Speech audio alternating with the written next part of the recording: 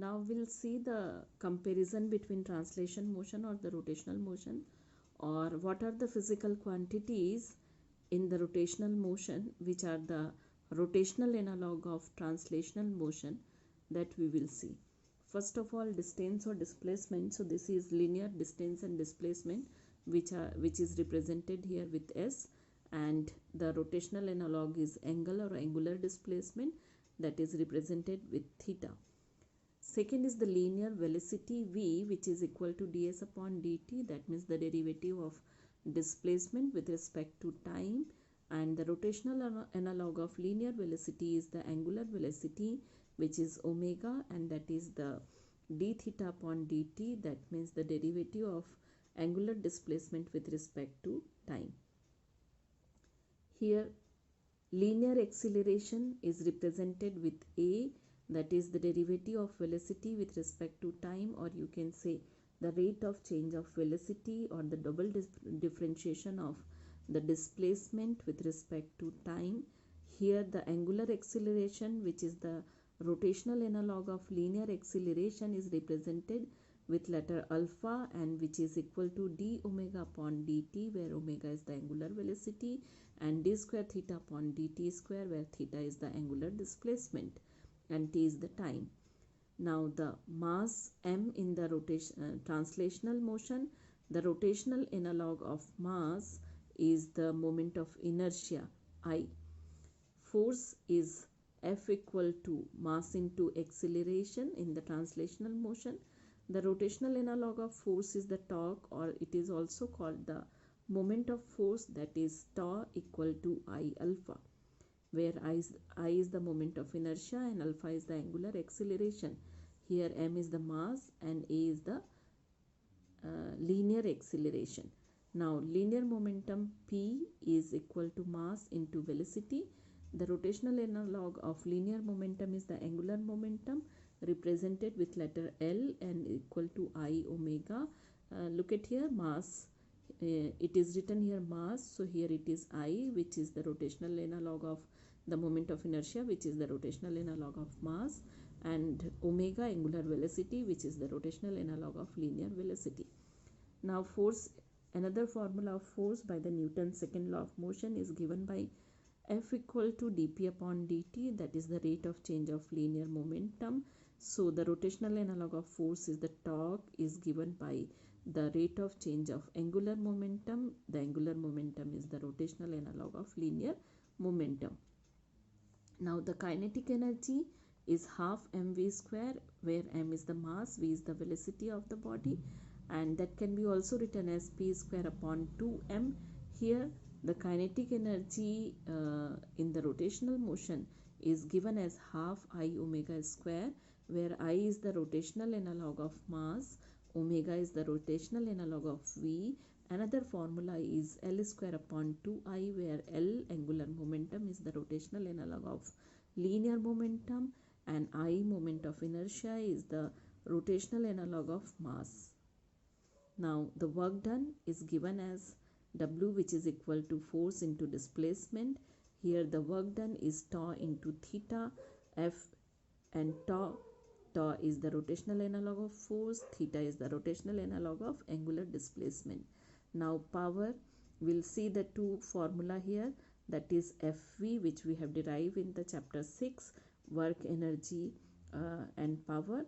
There we have derived this formula. In place of F we can write mass into acceleration. So this is linear acceleration, MAV. Now in rotational motion the power is defined as the tau into omega, tau multiplied by omega, or in place of tau we can write I alpha, because tau is equal to I alpha and omega.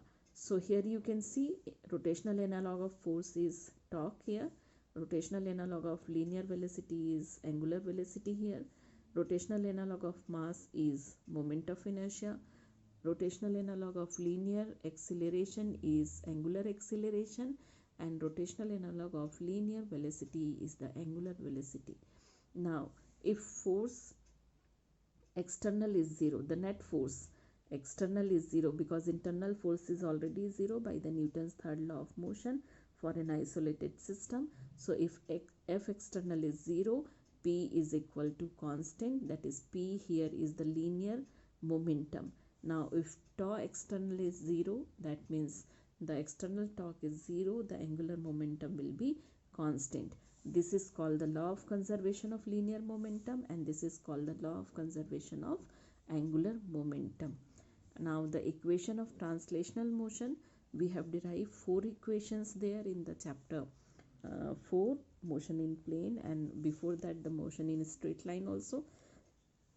That is V equal to U plus AT, where the symbols are having the usual meaning, that V is the final velocity, U is the initial velocity, A is the acceleration, and T is the time. So just rotational analog of all this, that is omega equal to omega 0 plus alpha t, where omega is the angular velocity, final angular velocity, omega 0 is the initial angular velocity, alpha is the angular acceleration, and t is the time. Here displacement, linear displacement is equal to ut plus half at square.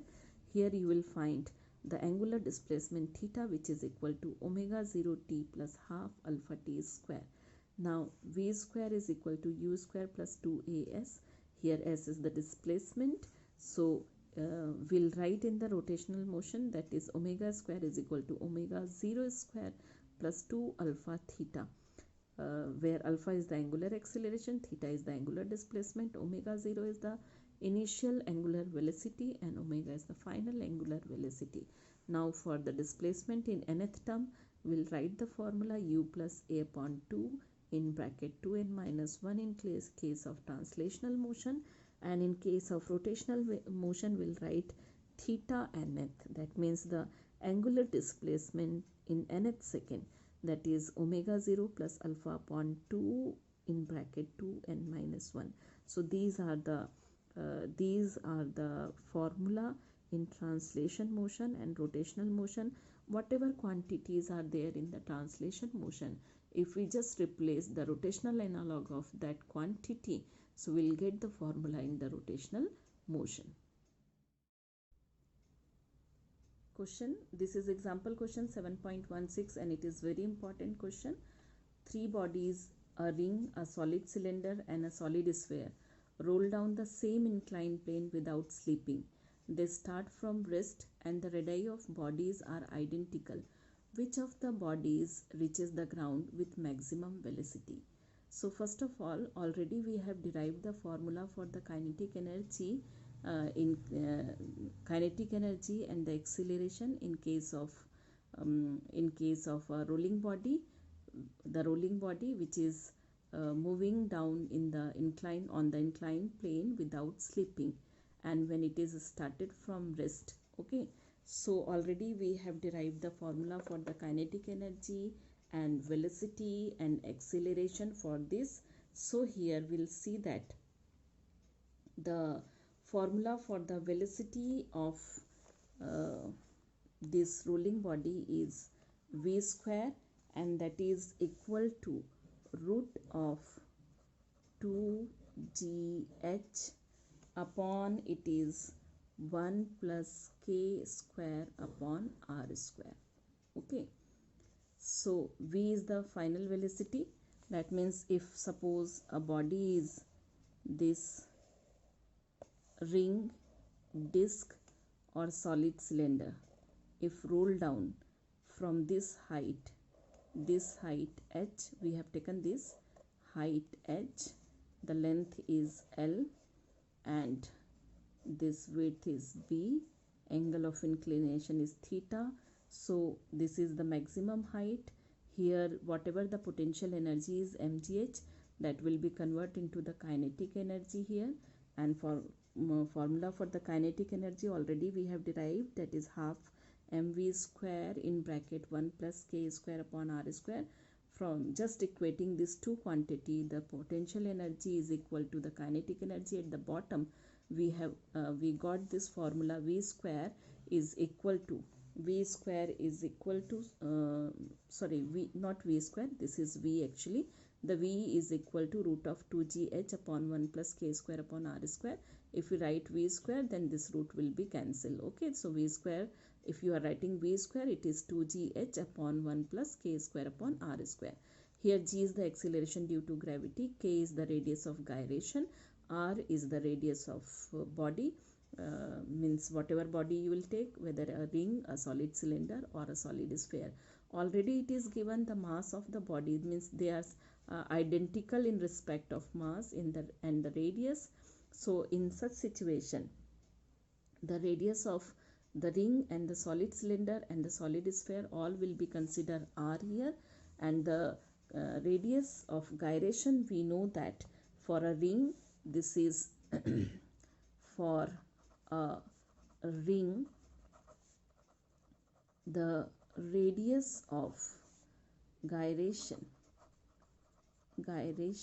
that is k is given here with r square.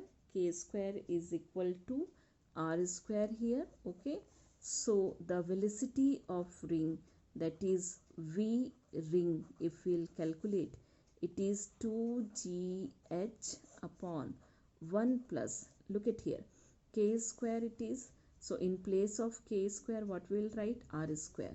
So this will be r square upon r square, then it is 2gh upon 1 plus 1, that is, this is equal to 2gh upon 2, and 2 would be cancelled. So v ring, that is the velocity of ring at the bottom of inclined plane, will be equal to root of gh. This will be equal to root of gh. Okay, similarly we will calculate the velocity at the bottom of the inclined plane for the solid cylinder. For that we required the radius of gyration of solid cylinder. So for solid cylinder,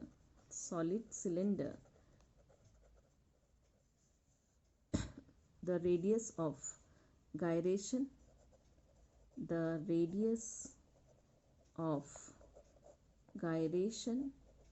that is equal to k square is equal to, it is half r square, that is half r square. Okay, so we'll put this value here. We'll get for v cylinder, that is velocity of solid cylinder at the bottom of inclined plane, will be equal to 2gh, this is 1 plus half r square upon r square. Simply r square will be cancelled, and half plus 1 will be equal to what? That is half plus 1. Directly I am writing here, this is equal to 3 upon 2, and the 2 will go up, it is 3 upon 2, then 2 will go up.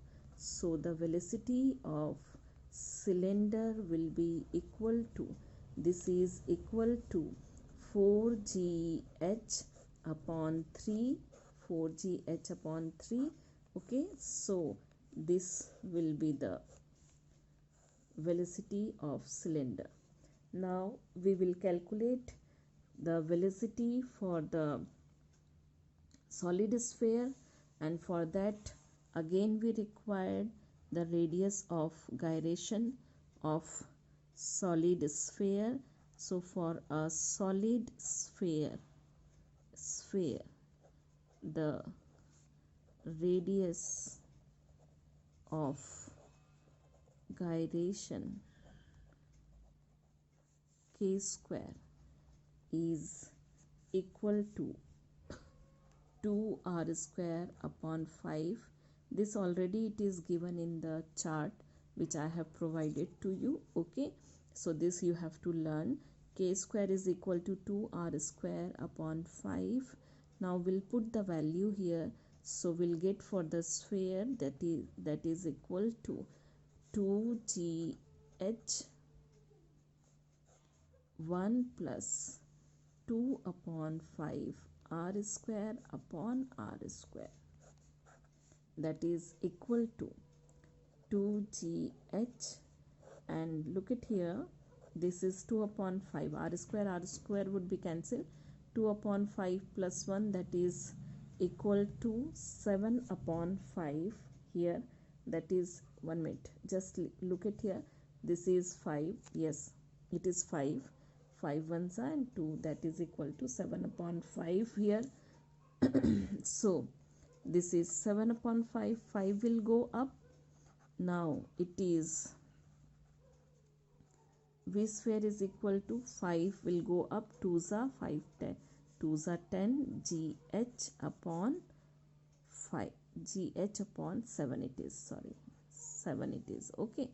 So root of this, so for a sphere you will get this quantity. Now if we compare, if we just compare for the ring and for the cylinder and for the sphere, so from the result obtained it is clear that among the three bodies the sphere has the greatest and the ring sphere, V sphere, if we'll take this, has the greatest velocity and the ring has the least velocity. So cylinder, the velocity of cylinder will be less than a sphere but greater than a ring here, okay.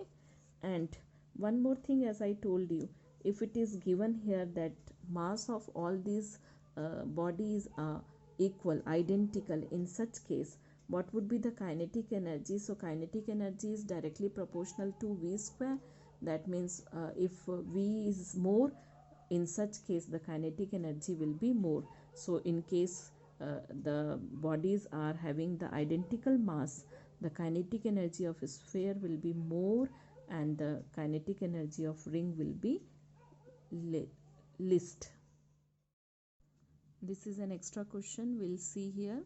The position of particle in a space is given by r equal to I cap plus 2j cap minus k cap, and momentum is given p is equal to 3I cap minus 4j cap and minus 2k cap. So the angular momentum is perpendicular to which axis we have to find out, and we know that the formula for the angular momentum is the cross product of the position vector, that is the r, or the, you can say, the perpendicular distance of line of action of momentum, linear momentum, and the linear momentum. So L we are writing here, this is the angular momentum, or first I will write angular momentum only, that is angular momentum is equal to L, that is equal to r cross p, and we know that the cross product is we will get by the determinant. So we'll just apply the determinant formula here, that is I j k, and for r this is 1 coefficient of I cap, j cap is 2, k cap is minus 1, here this is 3, and it is given here in question it is given plus 4, not minus 4, it is plus 4. So 4 minus 2, okay. Now we'll see, just we'll find out the cross product of it. To find out the cross product, we'll first calculate the coefficient of I, that can be calculated here with this 2 multiply by 2, that is 2 minus 2 minus 4 multiply with minus 1 here, okay, cross product of these two. So leaving the coefficient of I in both the cases, plus just to find out the coefficient of j, we'll leave this column and we'll see from the bottom, because we have taken plus here, 3 multiply by minus 1, this is 3 multiplied by -1 minus 1 multiplied by -2. Then next is, this is j cap. Next is for k, this is 1 into 4 multiply with 3 into 2 and we'll write k cap. Now look at here, this is angular momentum. 2 2s are 4, minus 4 here, this minus minus will plus, plus 4 here, this is I cap, plus minus 3 and plus 2 j cap, plus 4 minus 6 k cap. So the coefficient of I would be 0 here. Then remaining is minus 3 plus 2 is minus 1, that is minus j cap. 4 minus 6 is minus 2 k cap. So what we find here, the angular momentum, in the angular momentum j and k cap came. J is the unit vector in y direction and k cap is the unit vector in the z direction. So obviously what we can see, the angular momentum means we found the angular momentum in yz plane. Angular momentum here, that means r and p's are working in yz plane. So this, the angular momentum is perpendicular to which axis? It will be perpendicular to x-axis because it is in yz plane.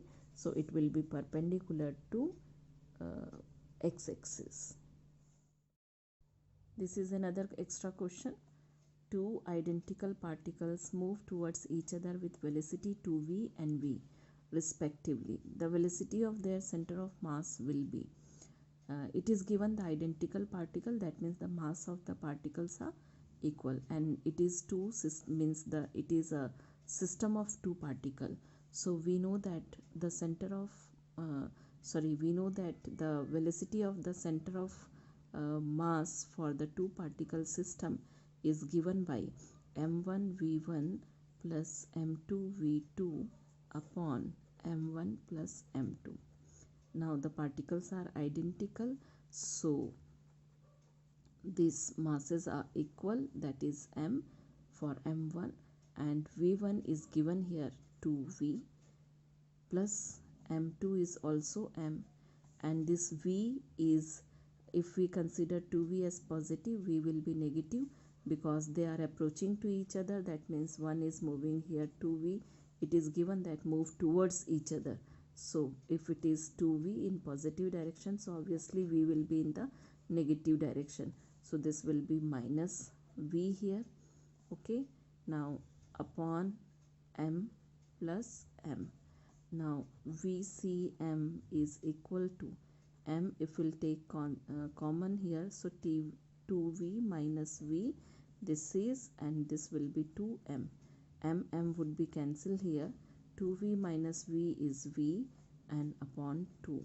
So the velocity of center of mass of this particle system will be given by the formula v upon 2.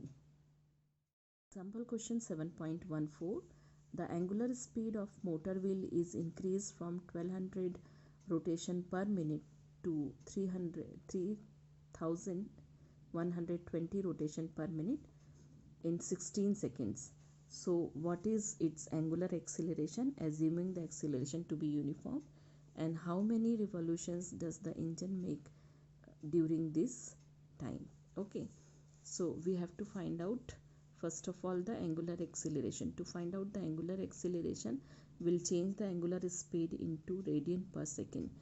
To change the angular speed, that is, in here it is given the initial angular speed, that is omega 0, that will be equal to 1200 rpm. So first of all, the rotation per minute, if we change in the rotation per second rps, so we'll divide with 60 here, and if rotation per second will change in radian per second, so we'll just multiply with 2 pi, that is 2 pi 1200 upon 60, and this is radian per second. Okay, now if you simplify, 0 0 will be cancelled, 6 1s are 6 2s are, this will be cancelled, so 20 multiplied by 2, that will come 40 pi radian per second.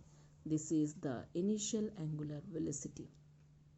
Now we'll see the final angular velocity, that is omega. It is given 3120 rpm.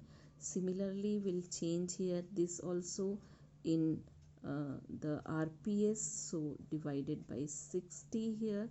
Now if we'll change in radian per second, so this is 3120 upon 60 radian per second here.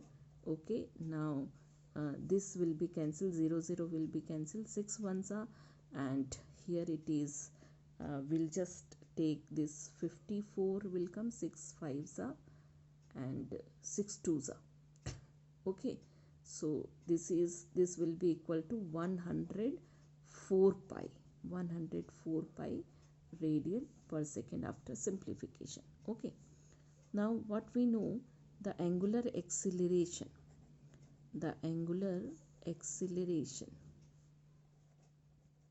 this is alpha is equal to change in angular velocity, final velocity minus initial velocity, angular velocity, and divided by time.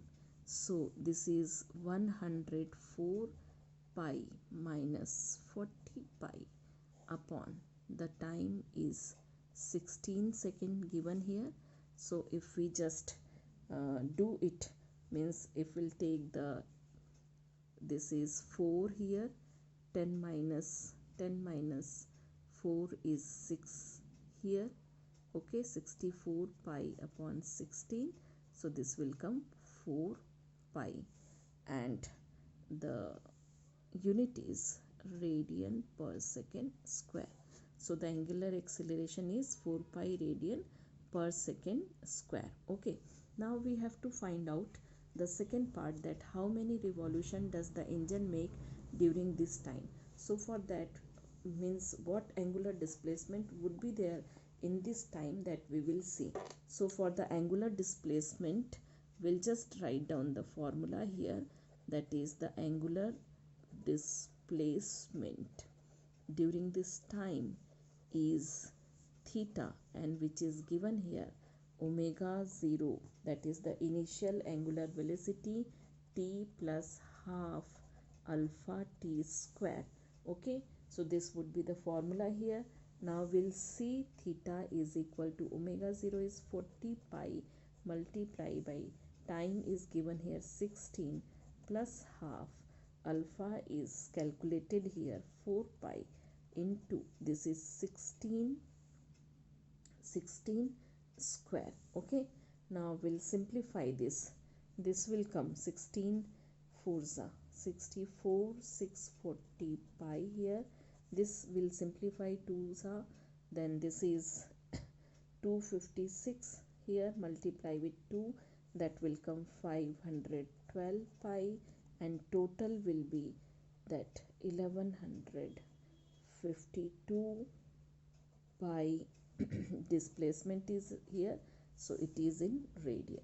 Now we have to calculate the number of revolution. Just to calculate the number of revolution, we'll write the angular displacement during this time, that is the angular displacement, the whole angular displacement you can say, and divided by the angular displacement in one rotation or one revolution. Angular displacement in one revolution. Okay, that is revolution. Now you will see here, this is angular displacement we have calculated, this is 1152 pi. and in one revolution 2 pi angle subtended by the uh, motor wheel. So this is 2 pi. If you change it, you will calculate pi would be cancelled, and 2 5s are 2 7s are and 2 6 are. So how many revolution would be there? 576 revolution would be there. A coin of mass 0.48 kg and radius 1 meter is rolling on a horizontal surface without sliding with angular velocity 600 rotation per minute. The total kinetic energy of the coin will be, we have to calculate the total kinetic energy of the coin. Given here the mass is 0.48 kg, the radius is 1 meter, the angular velocity which is given here 600 rotation per minute. First we'll change this into the rotation per second, so 600 upon 60, that is 10 rotation per second. Now we'll change this into the radian per second, so we'll multiply with 2 pi, it is 2 pi into 10 radian per second. We know the formula for the kinetic energy of rolling body, that is the sum of the kinetic energy of translatory motion and the kinetic energy of rotatory motion, that is half mv square plus half I omega square here. Okay, now we know that the moment of inertia of coin is equal to half mr square, and in place of linear velocity we'll write the formula, that is the radius multiplied by angular velocity. So we'll replace this quantity here.